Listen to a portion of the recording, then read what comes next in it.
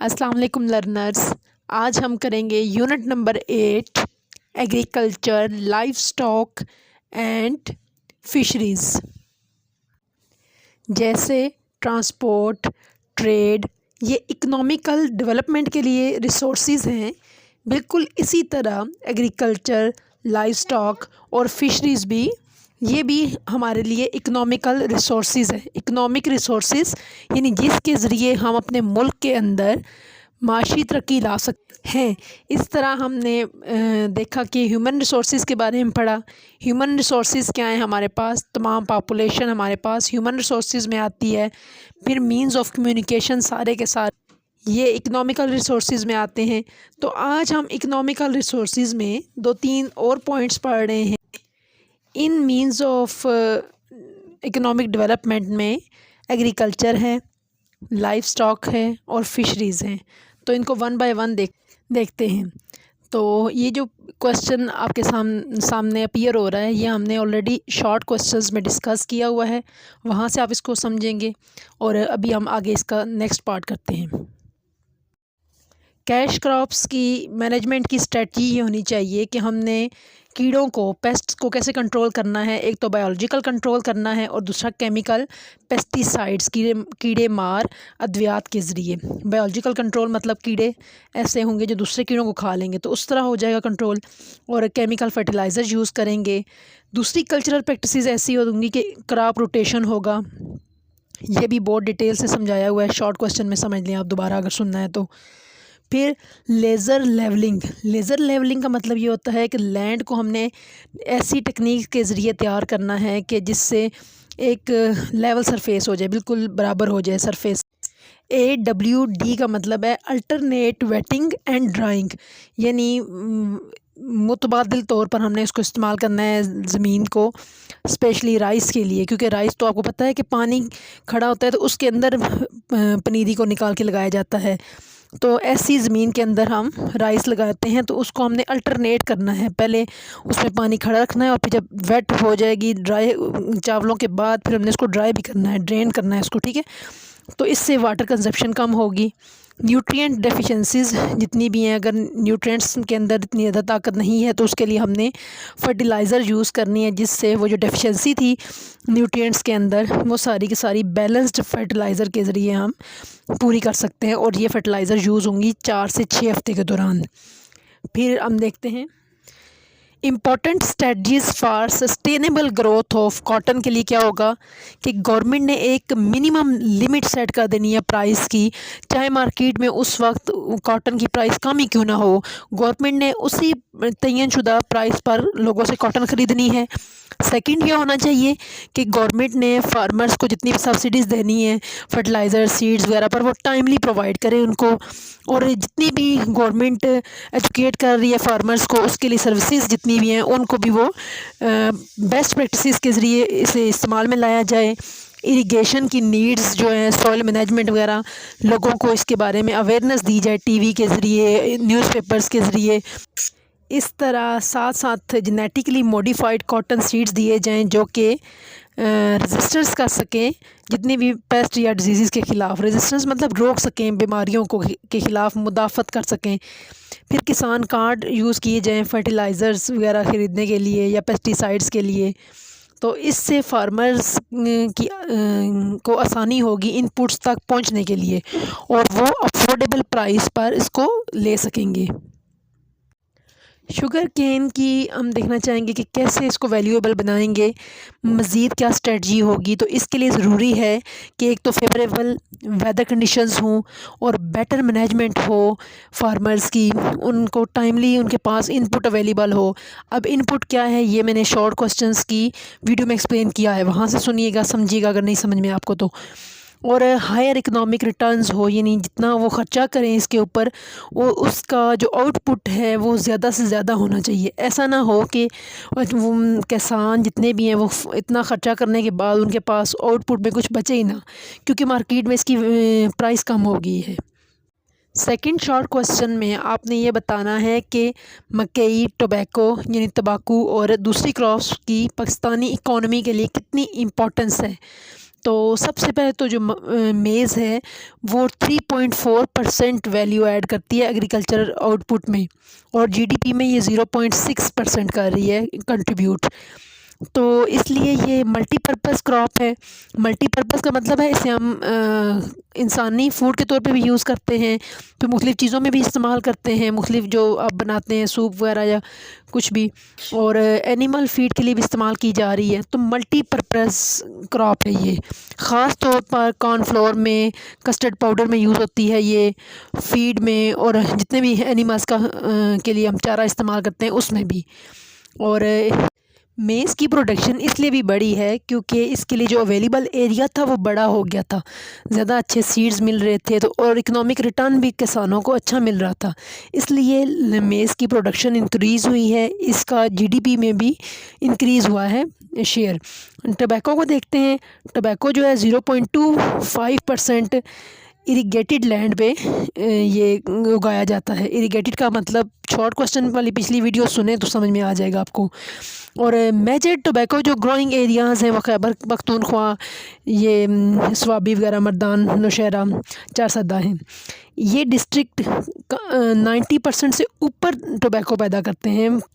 Tobacco को specially तौर पर जो फ्लू क्योर्ड वर्जीनिया, जिसे लिखा हुआ है FCV टोबैको, इसको स्पेशली आर्टिफिशली बनाए हुए, मतलब एक ख़ास तौर पर इसके लिए एक जगह तैयार की जाती है। उस जगह में इसको गर्म हवा के ज़रिए इसको ड्राई किया जाता है, इस फ्लू क्योर्ड वर्जीनिया टोबैको को। तो मेथड ऑफ़ कल्टीवेशन हमने देखना है इसमें टोबैको का, जो कि 4th लॉन्ग में भी है, फिर मैं उसमें इसको एक्सप्लेन दोबारा नहीं करूँगी, ठीक है। ट्रांसप्लांटिंग में क्या होता है? ट्रांसप्लांटिंग यानी पहले सीडलिंग्स उगाएंगे, यानी पनीरी उगाएंगे, और फिर वहाँ से उतार के उठा के जब थोड़ी सी पनीरी निकल आएगी तो उसको दोबारा मेन फील्ड में उगाया जाएगा। डायरेक्ट सोइंग मेथड में क्या होता है? डायरेक्टली इसको फील्ड में ही काश्त कर दिया जाता है, और इसके लिए बेइंतहा क्रॉप लेबर चाहिए होती है। क्रॉप के लिए लेबर इंटेंसिव क्रॉप का मतलब ये है कि इसके लिए सख्त मेहनत चाहिए होती है, बेइंतहा मेहनत, और इसके लिए स्पेशल अटेंशन रेगुलर बेसिस पे चाहिए। फार्मर्स वीड द फील्ड का मतलब ये है कि फार्मर्स जितनी भी झाड़ियाँ वगैरह होती हैं फसल के अंदर, जो फालतू घास उगाती है उसको साफ़ करते हैं, बाकायदगी से पानी देते हैं पौधों को, और फर्टिलाइज़र भी यूज़ करते हैं, और जब कटाई का वक्त आता है तो प्रॉपरली राइट टाइम पे उसको किया जाता है और फिर सेव कर लिया जाता है। और इसके पत्तों को जब हम आर्टिफिशली करेंगे, यानी गर्म हवा देंगे और फिर गर्म हवा से इसको सुखाया जाएगा, तो उसको वो जो टोबैको तैयार होगा उसे बोलेंगे हम फ्लू क्योर्ड वर्जीनिया, यानी FCV टोबैको। ये इमेज आपको जो शो हो रहा है ये FCV टोबैको का है, और ये इस स्पेशली डिज़ाइंड रूम के अंदर इसको तैयार किया जाता है।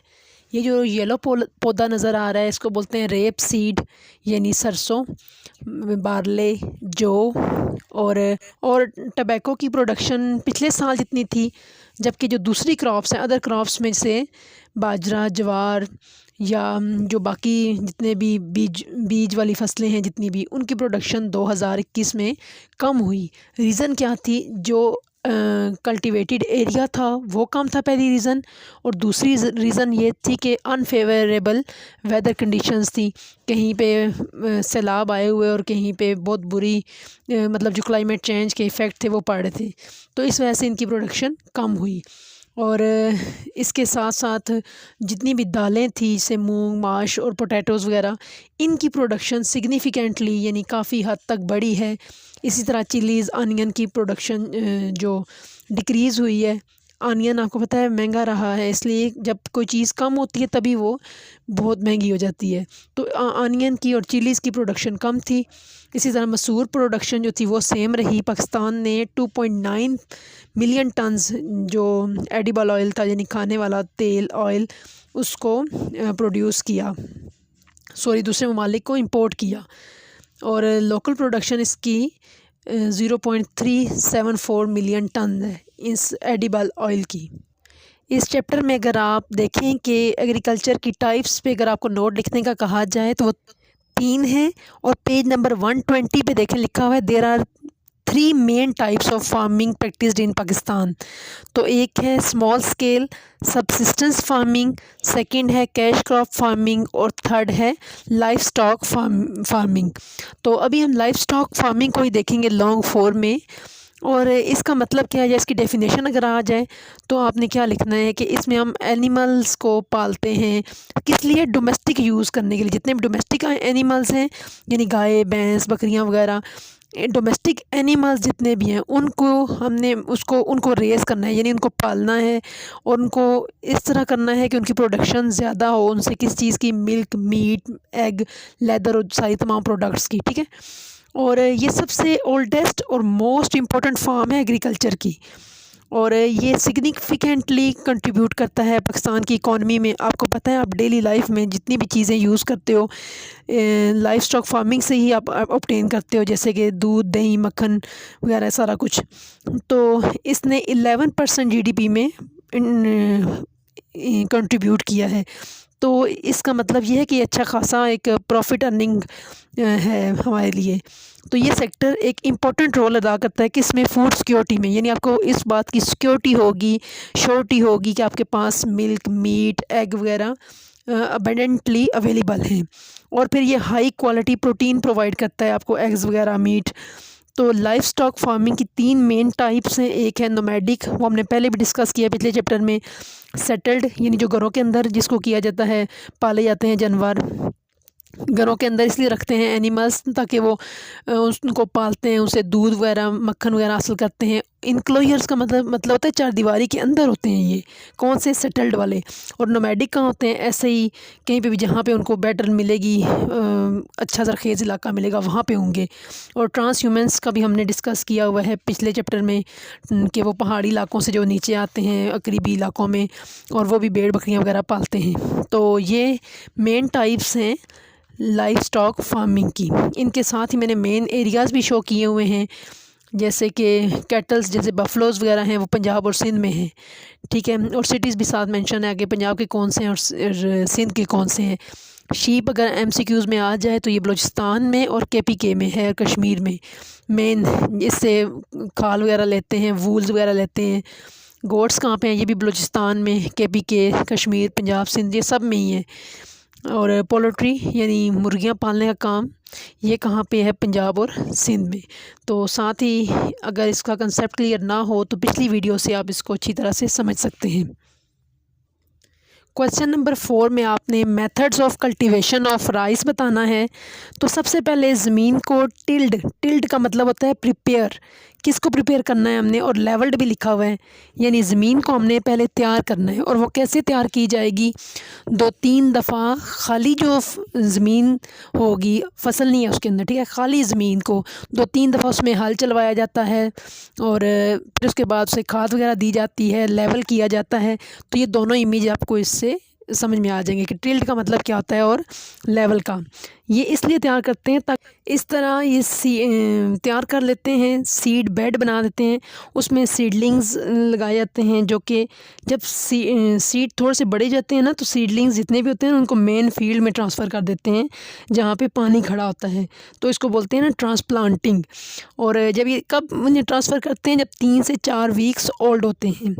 और राइस को भी रेगुलरी इरिगेशन चाहिए, यानी रेगुलर इसको पानी चाहिए, स्पेशली जो पहले फर्स्ट फ्यू मंथ्स होते हैं ना लगाने के बाद। कहाँ से लगाने के बाद, पहले हमने सीड ज़मीन में बोए, फिर जब वो थोड़े से तैयार हुए, पनीरी होगी, तो उसको उठा के हमने जहाँ खेत में पानी था वहाँ पे कर दिया, ठीक है, हमने लगा दिए।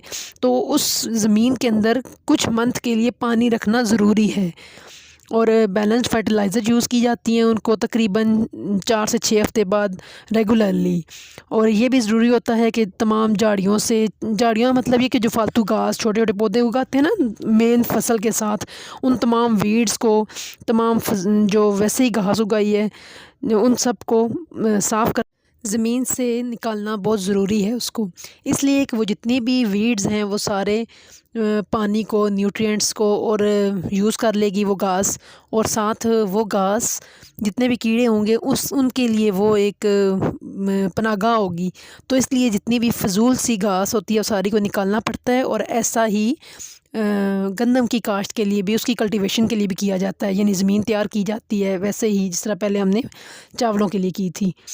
तो ये क्रॉप काटने का, हार्वेस्टेड मतलब काटना, कैसे काटेंगे, या तो हाथों से या फिर मशीन के ज़रिए। तो हार्वेस्टेड जो राइस होता है फिर उसको थ्रेशर के ज़रिए उसको अलग किया जाता है, यानी भूसा अलग हो जाता है, राइस अलग हो जाते हैं, और दाने उससे सारे भी जितने भी स्टॉक्स होते हैं उनसे अलग कर लिए जाते हैं। कल्टीवेशन ऑफ टबैको हम पढ़ चुके हैं। तो साथ ही अगला देखते हैं कि वीट कल्टीवेशन, वो मैंने पहले डिस्कस किया। जैसे ज़मीन तैयार की जाती है वैसे ही राइस के लिए तैयार की जाती है ना, बिल्कुल वैसे ही गंदम के लिए भी तैयार की जाती है। सारे काम इसमें भी वही होते हैं, सिवाय एक फ़र्क ये है कि यहाँ पे गंदम के लिए खेत के अंदर पानी होना ज़रूरी नहीं है कि हर वक्त पानी ही रहे, और ना ही पनीरी को इसमें ट्रांसफ़र किया जाता है। बस ये फ़र्क है, बाकी सारा वही मेथड है जो कि हमने पीछे डिस्कस किया गंदम के लिए। वैसे ही इसकी भी कटाई की जाती है। कटाई के बाद उसको थ्रेशर के ज़रिए बीज अलग और भूसा अलग कर लिया जाता है। सारा प्रोसेस वही है, सिर्फ 2 फ़र्क हैं। लॉन्ग 5 में हमने टाइप्स एंड मेथड देखने हमने मरीन फ़िशिंग के। तो सबसे पहले तो सबसिस्टेंस फ़िशिंग, नाम से ही पता चल रहा है कि ये छोटे पैमाने पे होगी, फार्मर सिर्फ अपने ही फैमिली के लिए करेंगे। जैसा कि सबसिस्टेंस एग्रीकल्चर हमने डिस्कस किया ना, वैसे ही बिल्कुल ये भी टाइप है कि किसान सिर्फ अपनी फैमिली को फीड करने के लिए इसको करेगा, ठीक है। फिर दूसरा क्या होगा, और ये स्मॉल स्केल पे होती है, जैसे कि सबसिस्टेंस एग्रीकल्चर हो रही थी, ट्रेडिशनल मेथड यूज़ होते हैं, यानी हैंड लाइंस के ज़रिए, नेट्स के ज़रिए या ट्रैप्स के ज़रिए मछलियाँ पकड़ते हैं। बोट्स के ज़रिए भी कर सकते हैं, जो कि बंदरगाह से या साहिल समंदर से सिर्फ 5 किलोमीटर दूर तक जाने वाली बोट होगी, ठीक है। सबसिस्टेंस फार्मिंग में कम बेनिफिट होता है, क्योंकि इसमें हम छोटे पैमाने पे काम कर रहे हैं, तो इनकम भी कम होगी, और फ़िश फीड बनाने के लिए नेट, बोट वगैरह रिपेयर करने के लिए ही यूज़ हो जाएगी। तो दूसरी टाइप हम देखते हैं कमर्शियल फ़िशिंग। जैसे कमर्शियल फार्म हमने पढ़ा था एग्रीकल्चर, बिल्कुल वैसे ही ये टाइप भी होगी, यानी बड़े पैमाने पे किया जाएगा, इसको कैच किया जाएगा और सेल किया जाएगा। और इसके लिए मुख्तलिफ मेथड यूज़ होते हैं, क्योंकि बड़े पैमाने पे हो रही है, जैसे ट्रॉलिंग है। ट्रॉलिंग में क्या करते हैं, जाल के ज़रिए मछलियों को पकड़ा जाता है समंदर की तह से। और पस सीनिंग में क्या किया जाता है, पस में आर साइलेंट है, पस सीनिंग में ये किया जाता है कि जाल के ज़रिए स्कूल ऑफ फ़िश को पकड़ा जाता है। ये स्कूल ऑफ फ़िश का मतलब होता है ग्रुप ऑफ फ़िश को। इसी तरह गिल्स नेटर हैं। इन तमाम तरीक़ों में जितने भी मेथड्स हैं, सब में नेट के ज़रिए से फ़िश को, स्कूल ऑफ फ़िश को पकड़ा जाता है, यानी बेशुमार मछलियाँ नेट के ज़रिए पकड़ी जाती हैं। क्योंकि ये बड़े पैमाने पे कैचिंग हो रही है फ़िश की, तो ये कमर्शियल यूज़ के लिए हो रहा है, इकोनॉमिक एक्टिविटी है पाकिस्तान में, जिससे एक्सपोर्ट रेवेन्यू जनरेट होता है और लोगों को एम्प्लॉयमेंट भी मिलती है। कैसे, पकड़ने वाले लोग अलग से, फिर वो लोग जो इसको इंपोर्ट करेंगे वो, तो सारा इस तरह सब लोगों को जॉब्स मिलती हैं जो वहाँ पे होते हैं, माहीगीर वगैरह। और इनलैंड फ़िशरीज़ में क्या किया जाता है, मुल्क के अंदर जितने भी दरिया हैं, कैनाल्स हैं, रिवर्स वगैरह या लेक्स, वहाँ से जितने भी फ्रेश वाटर रिज़र्वियर्स हैं, उनमें से बेशुमार कैनाल्स हैं, तो उनमें फ़्रेश वाटर में से फ़िश को पकड़ा जाता है और वही तरीके इस्तेमाल किए जाते हैं, लेकिन ये छोटे पैमाने पे किए जाते हैं। कौन से तरीके जो हमने अभी डिस्कस किए हैं उन्हीं तरीक़ों से, और इनको फिर मुल्क के अंदर पकड़ने के बाद बेचा जाता है।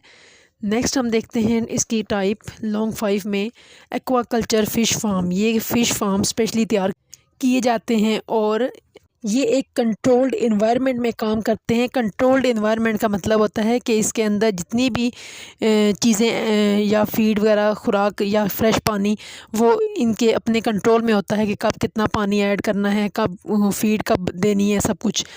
और ये फ़ीड परचेज़ की जाती है फ़िश की, और फिर कमर्शियल सप्लायर्स वगैरह जो प्रोड्यूस करते हैं उनसे ये फ़िश की फ़ीड लेकर इसमें डाली जाती है, और कमर्शियल यूज़ के लिए भी इसको प्रोड्यूस किया जाता है।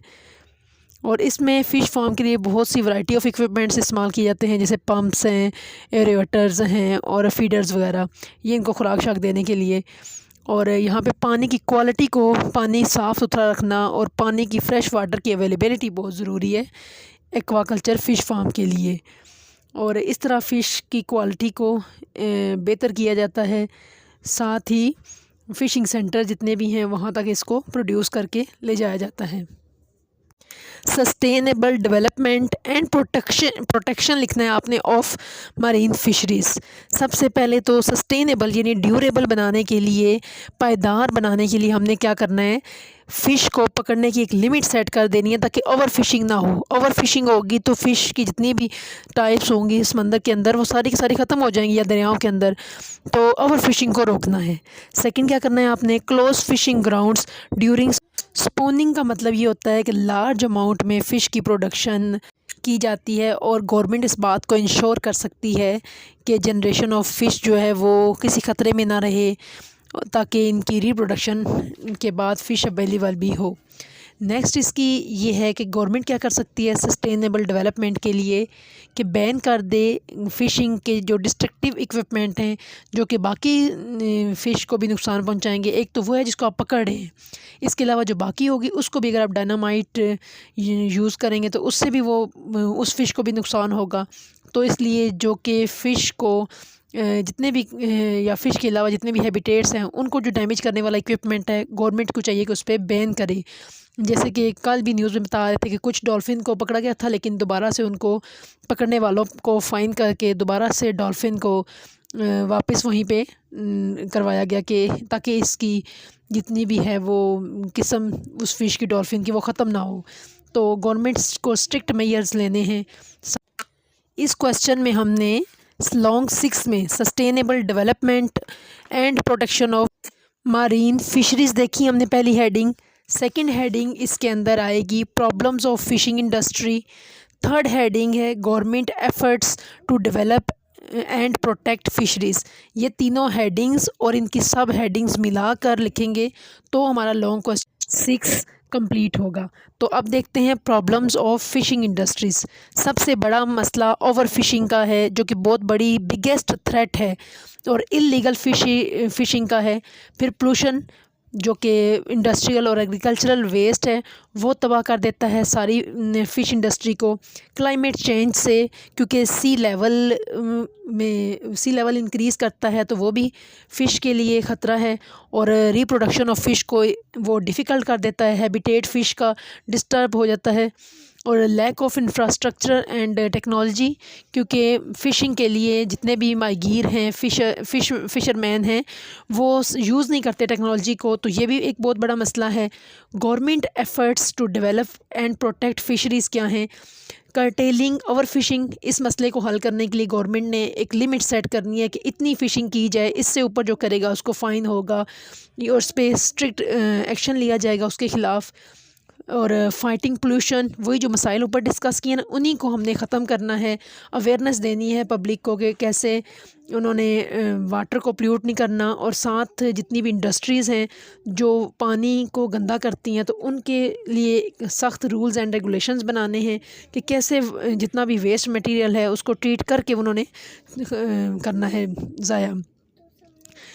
थर्ड इसकी हमने क्या करना है, अडाप्टिंग टू क्लाइमेट चेंज। ज़ाहिर है क्लाइमेट चेंज तो एक अनकंट्रोलेबल है फिनोमेना, तो हमने क्या करना है, क्लाइमेट चेंज को जितने भी इफ़ेक्ट्स पड़ रहे हैं कोस्टल एरियाज़ में इंफ्रास्ट्रक्चर करना है हमने ऐसा डेवलप कि न्यू टेक्निक्स ने मेथड सिखाने हैं फ़िशिंग के।